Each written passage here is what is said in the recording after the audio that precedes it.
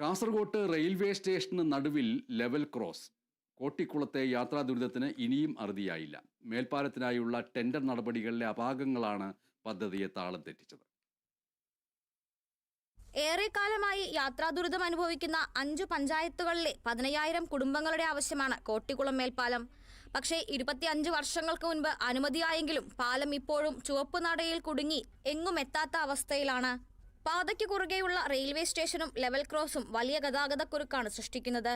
പലപ്പോഴും ആംബുലൻസുകളും fire engine പോലും കുടുങ്ങിക്കിടക്കുന്ന സ്ഥിതിയാണെന്നും നാട്ടുകാർ ആരോപിക്കുന്നു. ഒരു ആള് അത് കരാറെടുത്തു. ആ കരാറുകാരൻ കോട്ട് ചെയ്തത് ടെൻഡറിനേക്കാളും 20% അധികമാണ്.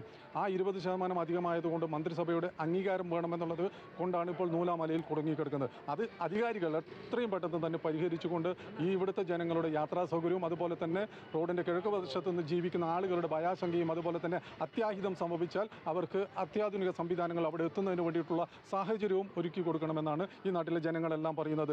രാജ്യാന്തര വിനോദസഞ്ചാര ഭൂപടത്തിൽ ഇടം പിടിച്ച ബേക്കലിന്റെയും പരിസര പ്രദേശങ്ങളുടെയും സമഗ്ര വികസനത്തിന് അർഹിച്ച പരിഗണന നൽകണമെന്ന് ആക്ഷൻ കമ്മിറ്റി ഭാരവാഹികൾ ആവശ്യപ്പെട്ടു.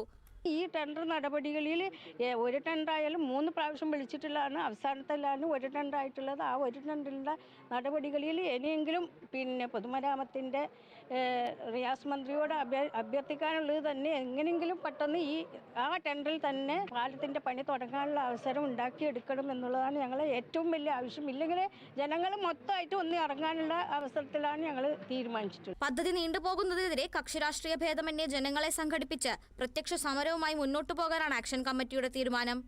Kerala vision news, Kasaragod.